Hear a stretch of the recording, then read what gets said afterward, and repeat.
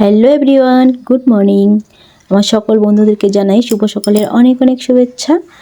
তো এখন এই যে সকালের কাজকর্ম করছি আমি। সকালে উঠেছি তখন তোমাদেরকে তো টাইমটা দেখিয়েছি, তখন বাজে হচ্ছে 6টা 10 এরকম। তো ঘুমটা অনেক আগেই ভেঙেছে, আরও আধা ঘন্টা মতো আগে, কিন্তু ওই উঠতে উঠতে 6টা বেজে গেছে। তো পাপা এখনও ঘুমিয়ে আছে, তো আমি উঠে গেছি, হাজব্যান্ডও উঠে গেছে। তো আমি উঠে যে কাজকর্ম সকালে যা যা থাকে সেগুলো করে নিচ্ছি এখন। তো প্রথমে তো ফুল উঠিয়েছি, তোমাদের দেখিয়েছি।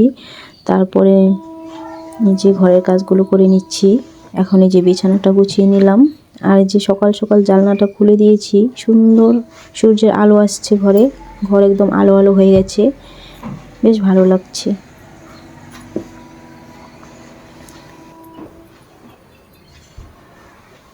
তারপরে ওই যে চলে এসেছি ঘর ঝাড় দেবো।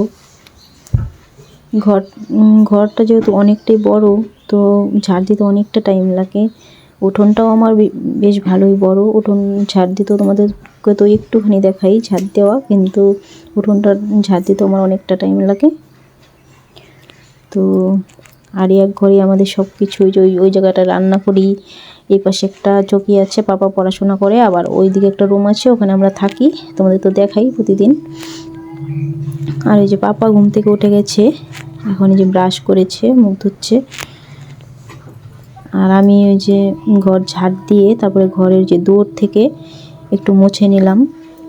রান্নাবান্না করব, রান্নাবান্না করার পরে সম্পূর্ণ ঘর ভালোভাবে মুছবো। তো সকালবেলা একটু দুয়ারটা না মুছলে ভালো লাগে না, তাই এই যে দুয়ার থেকে একটু সকালবেলা করে প্রতিদিনই মুছে নিই। তারপরে দুপুরবেলা ভালোভাবে সম্পূর্ণ ঘর মুছে নেব স্নানের আগে আগে। আর ওই যে পাপা ওই ঘরে খেলা করছে। তো এবার চলে এসেছি আমি উঠোন ঝাড় দেবো।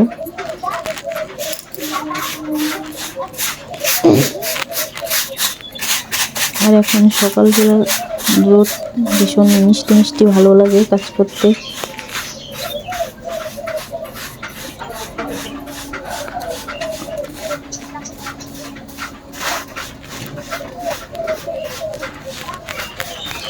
আর ওই যে বরের গাড়ি, বর দোকানে যায়নি এখনও, 8টার দিকে যাবে।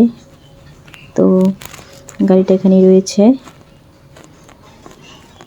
আর আমার এই যে উঠোন ঝাড় দেওয়া হয়ে গেছে, তারপর চলে এসেছি মাথাটা একটু চিরুনি করতে। আমার যেহেতু কোকড়া চুল, চট হয়ে যায়, তো সকালবেলা করে এভাবে প্রতিদিন ব্রাশ করার আগেও কোনো দিন চিরুনি করি, আবার ব্রাশ করার পরেও করি, যে মাথাটা ভালোভাবে চিরুনি করে বেঁধে নিয়েছি। এখন ব্রাশ করছি। তো ব্রাশ করা হয়ে গেছে, এখন জল খাবো।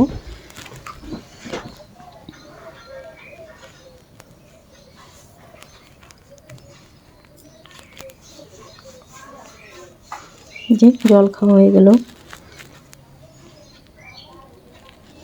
আর এই যে এবারে পাপা খাবে দুধ মুড়ি, দুধ দিয়ে কলা দিয়ে মুড়ি দিয়ে। তো পাপার এই যে দুধ কলা মুড়ি, আর হচ্ছে এদিকে করবো চা আমার আর বর্মশাইয়ের জন্য। চা বসিয়ে দিয়েছি, লিকার চা।